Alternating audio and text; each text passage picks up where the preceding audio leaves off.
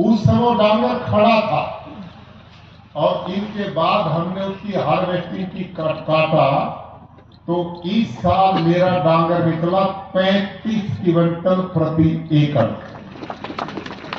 आश्चर्य है। और जब इतना डांगर निकला तो मेरे को वहां से डॉक्टर हरिओम और मेरे मैनेजर का फोन आया कि साहब आज हार्वेस्टिंग कटाई चली और 35 क्विंटल निकला। मैंने कहा इसे कोई नहीं मानेगा, इसको काटना रोको, इसकी हार्वेस्टिंग बंद करो तुरंत। और क्या करना, मैंने यहीं से सूचना दी कि डॉक्टर हरिओम सीनियर साइंटिस्ट हैं और यहाँ केवीके के अध्यक्ष भी रहे हैं। इनकी ड्यूटी लगाओ कि पड़ोसी 4-5 तालुका में जो रासायनिक खेती करने वाले प्रगतिशील किसान हैं उनको बुलाओ अपने खेत में। ये मैंने करवाया। प्रगतिशील 5 किसान इकट्ठे किए गए। रासायनिक वालों में प्रगतिशील किसान पता कौन होता है? जो बाकी सबसे ज्यादा यूरिया खेत में डालता हो, जो सबसे ज्यादा डीएपी डालता हो, सबसे ज्यादा जंतुनाशक डालता हो, वो प्रगतिशील किसान होता है, उससे पैदावार ज्यादा लेते हैं। तो ऐसे डॉक्टर हरिओम ने, जिनको पद्मश्री मिला अभी 3 दिन पहले, उन्होंने 5 खेडूत बुलाए हमारे खेत में और उनको फीता दिया नापने के लिए। 1 एकड़ डांगर का फीता नपवाया 1 एकड़ और उनके सामने फिर हार्वेस्टिंग कराई, उनके सामने कांटे पर ले जाकर तुलाई और उन्होंने प्रमाणित किया कि हमारे सामने 35 क्विंटल धान 1 एकड़ में निकला मेरा। अब आप ये क्यों चिंता करते हो पैदावार कम होगी? मेरी तो हर साल बढ़ रही है। और ये पैदावार ही नहीं, आप खर्चे भी सुनो। रासायनिक खेती जो करते हैं उनका 1 एकड़ पे खर्चा आया 15,000 रुपया, 14 से 15,000, और मेरा खर्चा आया 2,000 रुपया। समझ में आई? उन्होंने पानी प्रयोग किया 100%, मैंने पानी किया 50% प्रयोग। उनका धान निकला 28 से 30 क्विंटल रासायनिक में और मेरा निकला 35 क्विंटल। अब बताओ ज्यादा मेरा हुआ या उनका हुआ? कमजोर विद्यार्थी हो तो आप ये जो चिंता किए बैठे हो कि हम यूरिया डीएपी नहीं डालेंगे पैदावार कम हो जाएगी, कतई चिंता नहीं। ये अभी खेडूत मैंने आपके सामने खड़े किए थे जो प्राकृतिक खेती करने वाले, ये भी जानते हैं हर साल इनका उत्पादन बढ़ेगा। क्यों बढ़ेगा? क्योंकि धरती की गुणवत्ता बढ़ रही है। आप धरती की गुणवत्ता बढ़ाने वाले सूक्ष्म जीवाणु हड़सिया को मारने का काम करते हो और ये प्राकृतिक वाले उनको बढ़ाने का काम करते हैं। आप धरती को बंजर बनाने का काम करते हो, ये धरती का ऑर्गेनिक कार्बन बढ़ाने का काम करते हैं। कैसे? बोलना मेरे पीछे। एक हड़सिया को खेत से पकड़ के लाओ और ये जो मेज रखी ना मेरे सामने, इस पे रखो और उस हड़सिया पे यूरिया डालो, डीएपी डालो, वो जिएगा या मरेगा? और उसी हड़सिया पे गाय का गोबर डालो तो जिएगा और परिवार बढ़ाएगा। अब आप उसको कौन सी खुराक दे रहे हो? मारने की या बचाने की? मारने की। और हड़सिया तो इतना बड़ा है आंख से दिखाई देता है। जो सूक्ष्म जीवाणु हो वो तो आंख से दिखाई नहीं देते, वो कैसे बचेंगे यूरिया डीएपी से? और भाई और बहनों ध्यान करो मेरी माताओं, ये गौ माता है ना तो देसी गौ माता, मैंने बड़े एक्सपेरिमेंट किए। मैंने गधे का, घोड़े का, ऊंट का, बकरी का, भैंस का, देसी गाय का, हॉर्सन फ्रीजन का, जर्सी का, सबके गोबर छान अलग अलग इकट्ठे किए और उन सबको बारीक किया और उनकी थैलियां बनाई मैंने सबकी और उन थैलियों पे नंबरिंग की 1 2 3 4 ऐसे 8 10 तक। और मैंने अपनी डायरी में लिखा 1 नंबर में किस गाय का, 2 नंबर में किस जानवर का, 3 में किसका। मेरे को तो पता था, लेकिन जिस साइंटिस्ट को मैंने टेस्टिंग के लिए दिया उसको नहीं पता। और वो डॉक्टर कौन है? Doctor Baljeet Saran, senior scientist है एग्रीकल्चर यूनिवर्सिटी सार में, माइक्रोबायोलॉजी के साइंटिस्ट है। वो अमेरिका, इंग्लैंड, फ्रांस, जर्मनी, वहां भी उन्होंने काम किया वहां के वैज्ञानिक के साथ। इतने बड़े वैज्ञानिक हैं, उनको मैंने टेस्ट करवाई ये साल। जब उन्होंने 6 महीने तक इन सब की टेस्टिंग की तो उन्होंने मेरे को एक थैली पकड़ाई और उस थैली को कहा ये सूक्ष्म जीवाणुओं का भंडार है। और वो कौन सी थी? वो थी भारतीय नस्ल की देसी गाय साहिवाल, वो थी राठी। ये जो कांकरेज, गिर, इन सब में एक जैसे गुण है। देसी गाय के 1 ग्राम गोबर में 300 से 500 करोड़ तक सूक्ष्म जीवाणु हैं 1 ग्राम गोबर में। और हम ये जो जीवामृत की, घन जीवामृत की टेक्निक है ना, इसका कमाल है। 200 लीटर का एक ड्रम में पानी डालते हैं, 180 लीटर छान, 24 घंटे में गौ माता लगभग 8 से 10 किलो देती है। इतना ही गौमूत्र देती है। वो ड्रम में डाल दो, 1.5 से 2 किलो गुड़ डाल दो और 1.5 से 2 किलो उसमें किसी भी दाल का बेसन डाल दो और 1 मुट्ठी मिट्टी बड़े पेड़ के नीचे की, आपके खेत की नहीं। क्यों? आपके खेत की क्यों नहीं? क्योंकि उसमें कुछ बचा ही नहीं, सब कुछ मार दिया आपने, सूक्ष्म जीवाणु है ही नहीं उसमें। पेड़ के नीचे यूरिया डीएपी नहीं पड़ा, वहां सूक्ष्म जीवाणु है, वो डालो। अब इसको 5 मिनट सवेरे, 5 मिनट शाम, घड़ी की सुई की तरह घुमाना, कुल 4 दिन। 5वें दिन 1 एकड़ के लिए आपका भोजन तैयार है, 1 एकड़ का। अब बताओ, इससे थोड़े समय में, इससे कम खर्चे में कोई खातर तैयार हो सकती है? अब इसके विज्ञान को समझो, आप क्या है, साइंस को समझो। गौ माता के 1 ग्राम छान में 300 करोड़ सूक्ष्म जीवाणु हैं, तो 10 किलो गोबर में कितने होंगे? बताओ, लाला जी बैठे कोई गिनती करने वाले? नहीं, ये हो गए 30 लाख करोड़ सूक्ष्म जीवाणु, 30 लाख करोड़। समझ में आ गई? अब इन 30 लाख करोड़ को दाल का बेसन प्रोटीन का काम करता, वो इनको बलवान बनाएगा, स्वस्थ बनाएगा। और गुड़ जो डालोगे वो इनको मल्टीप्लाई करेगा, बढ़ाने का काम करेगा। और मिट्टी जो डालोगे वो मेलवन बन के फिर सूक्ष्म जीवाणु बढ़ाने का काम होगा। और उस डॉक्टर ने, बलजीत सारण की रिपोर्ट हमारे पास, उन्होंने पाया कि इस ड्रम के इस घोल में हर 20 मिनट पे सूक्ष्म जीवाणु डबल होते हैं, हर 20 मिनट पे डबल होंगे, यानी कि 30 लाख करोड़ सूक्ष्म जीवाणु इस ड्रम में 20 मिनट के बाद 60 लाख करोड़ होंगे और अगले 20 मिनट के बाद 120 लाख करोड़ होंगे और ऐसे 72 घंटे तक ये बढ़ते जाएंगे।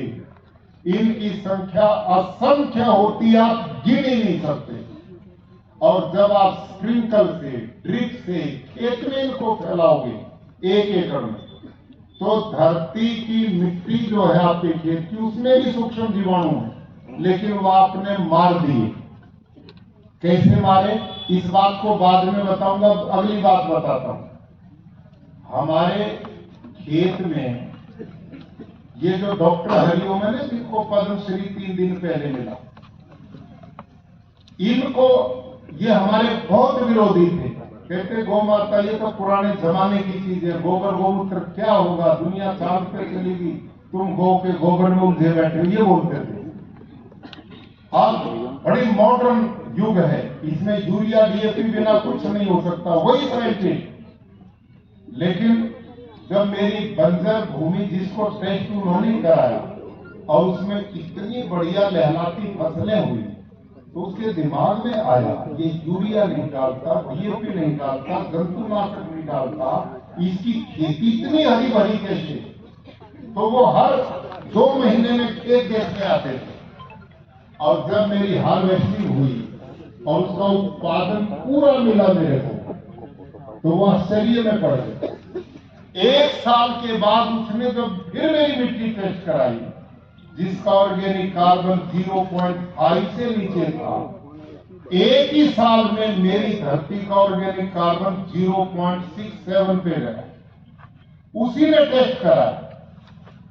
जहां यदि कोई एग्रीकल्चर साइंटिस्ट बैठा हो दुनिया में कहीं, कोई इस बात को नहीं मानेगा, कोई नहीं मानेगा कि इतना ऑर्गेनिक कार्बन बढ़ ही नहीं सकता। और मैं भी जानता हूं वो ठीक बोलते, बढ़ नहीं सकता। क्यों? क्योंकि रासायनिक खेती में ऑर्गेनिक कार्बन घट तो सकता है, बढ़ नहीं सकता। वो तो सूक्ष्म जीवाणुओं को मारने का काम करते हैं, कैसे बढ़ेगा उससे? धरती, सारे देश और दुनिया की धरती इन लोगों ने बंजर बना दी है। तो मैं जो निवेदन कर रहा था, जब ये आप खेत में डालेंगे इस जीवामृत को, और इसमें इतने सूक्ष्म जीवाणु हैं, मिट्टी में जाके मिट्टी के जीवाणुओं से मिलकर मेलवण का काम ये करते हैं। मेलवण समझती हो ना बहनों?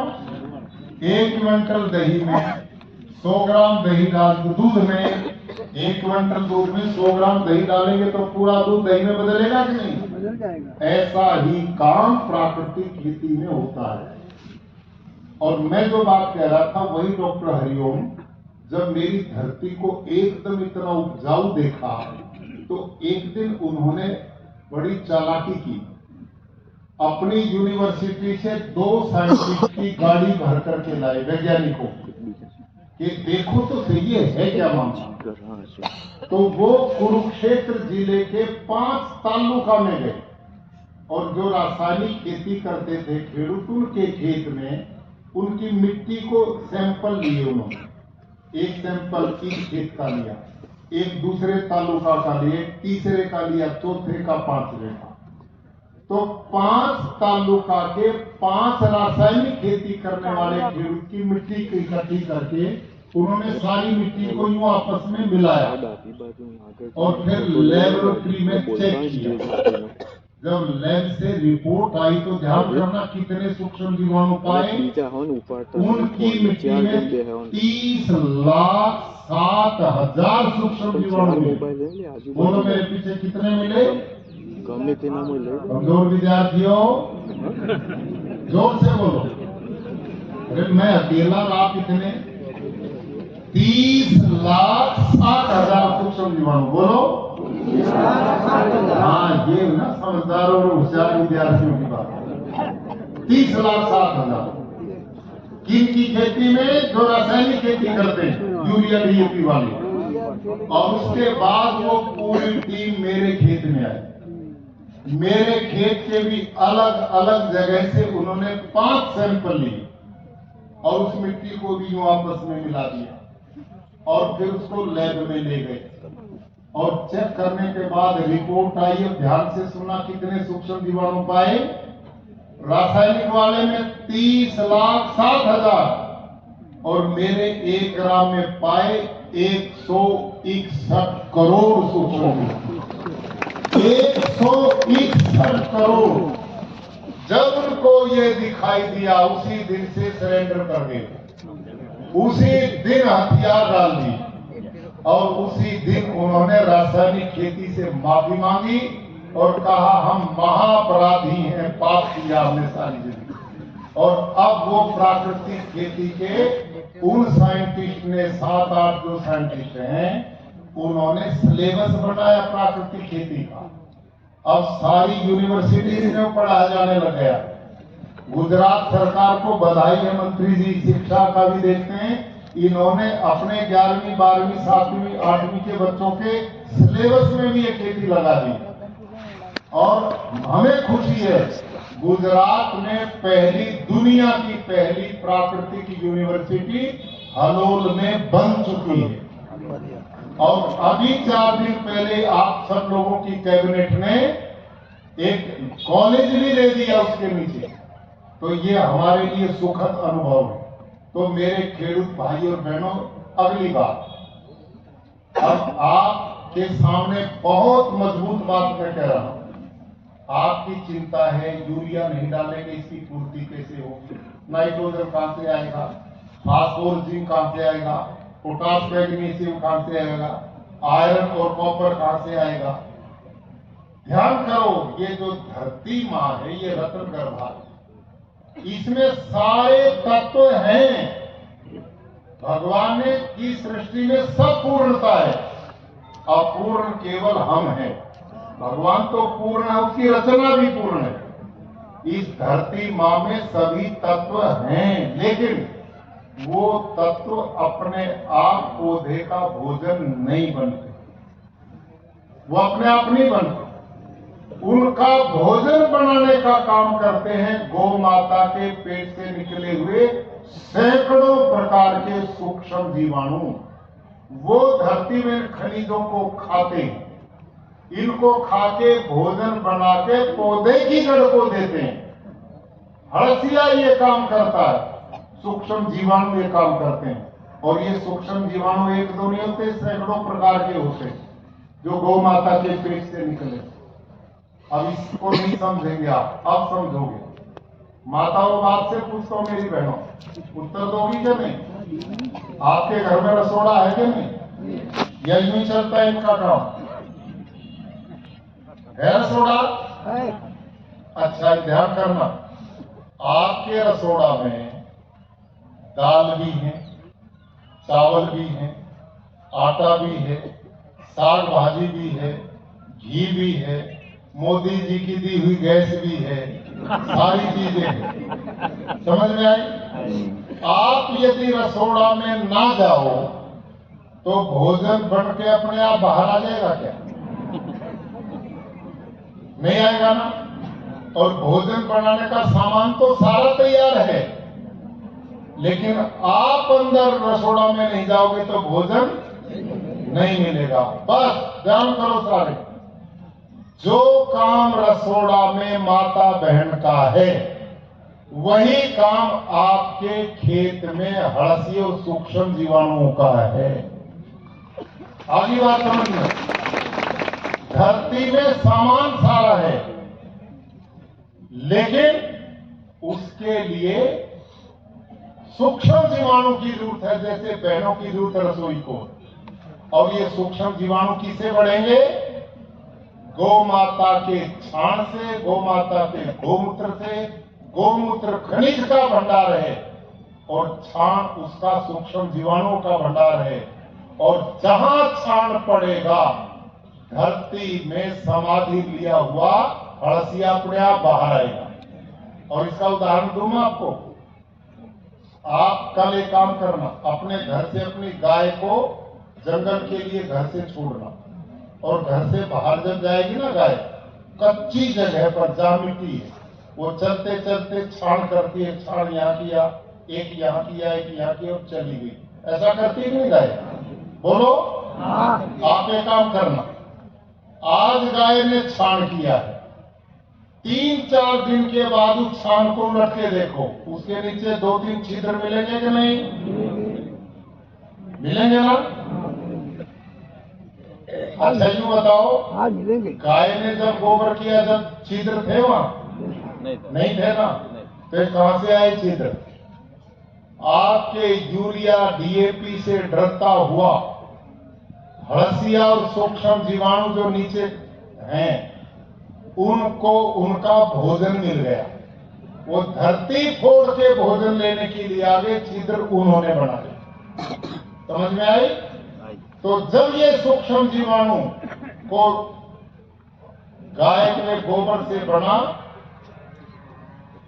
जीवामृत मिलेगा, घन जीवामृत मिलेगा, तो ये अपने आप अपना परिवार बढ़ाएंगे। और इन सूक्ष्म जीवाणुओं में सैकड़ों सूक्ष्म जीवाणु हैं। ये जो आकाश है ना, हवा, इसमें 78.5% नाइट्रोजन है। और ये गौ माता के पेट से निकले सूक्ष्म जीवाणु उस नाइट्रोजन को हवा से खींचते हैं, उनका भोजन बना के पौधे की जड़ को देते हैं। समझ में आ गई? और धरती में जो फास्फोर जिंक पोटास को ऊपर पड़ा है उसको खाके भोजन बना के पौधे को तैयार करते हैं।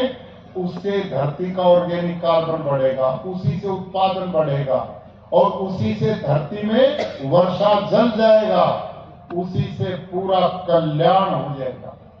आज मेरे 3 प्रोग्राम, अभी मैंने दाहोद जाना है, उसके बाद गांधीनगर एक कार्यक्रम है, तो अब लंबी बात मैं नहीं करूंगा। एक पुस्तक मैंने लिखी है प्राकृतिक खेती पे, वो गुजराती में भी है। पता नहीं आज जसू भाई ने मंगाई कि नहीं मंगाई, वो गलती हो गई। देखो ये है, ये पुस्तक मंगाओ, ये फ्री में बांटते हैं आपके लिए, कोई पैसा नहीं, लेकिन उसको घर की अलमारी में बंद नहीं करना, उसको पढ़ना। उसमें सारी विधि लिखी है, अपने प्रदेश में जो जो खेती उसकी पूरी जानकारी मिलेगी। तो भाइयों और बहनों, इसमें पता लगेगा जीवामृत कैसे बनेगा, बीजामृत कैसे बनेगा। कोई बीमारी आ भी जाए तो उसमें नीमास्त्र, सूखास्त्र, अग्निस्त्र, ब्रह्मास्त्र बनाने की विधि है। और अब मेरे खेतों में बीमारी आना बंद हो गई है, क्योंकि धरती की ताकत इतनी बढ़ गई है, उत्पादन बढ़ रहा है। और जो जो प्रदेश में 9 लाख खेडूत प्राकृतिक खेती करते हैं, सब संतुष्ट हैं और ये मिशन बढ़ रहा है। अब मैं अपनी बात समाप्त करूंगा। समाप्त करने से पहले गुरु दक्षिणा दोगे या गांव से खाली भेजोगे? हाँ जी, गुरु दक्षिणा दोगे? हाँ, मैं गुरुजी भी रहा हूं ना, बच्चे पढ़ाता रहा। मेरी क्लास में आप इतने ध्यान से बैठे हो, इतना प्यार से आपने सुना, आपको नमन भी है। और मेरी दक्षिणा यही है, ईमानदारी से, जैसे माननीय मंत्री जी ने, ऋषिकेश भाई ने कहा, सारी धरती में मत करो, कुछ हिस्से में ईमानदारी से करो। और ये जो आगे हमारे प्राकृतिक खेती करने वाले भाई और बहन है ना, इनके खेत में जाओ, इनसे सीखो, किताबें लो। हमारे भी बहुत प्रचारक घूम रहे हैं, हमने भी टीमें बना दी हैं जो आपके गावड़ा में आके ट्रेनिंग देंगे। तो ईमानदारी से हाथ खड़ा करके, मेरे को ईमानदारी से, झूठे नहीं करने, ईमानदारी से कि हम प्राकृतिक खेती करना शुरू करेंगे। ऐसे सज्जन हाथ खड़ा करो। वाह वाह वाह, आपकी दक्षिणा के लिए धन्यवाद, आपके लिए बहुत बहुत साधुवाद और धन्यवाद।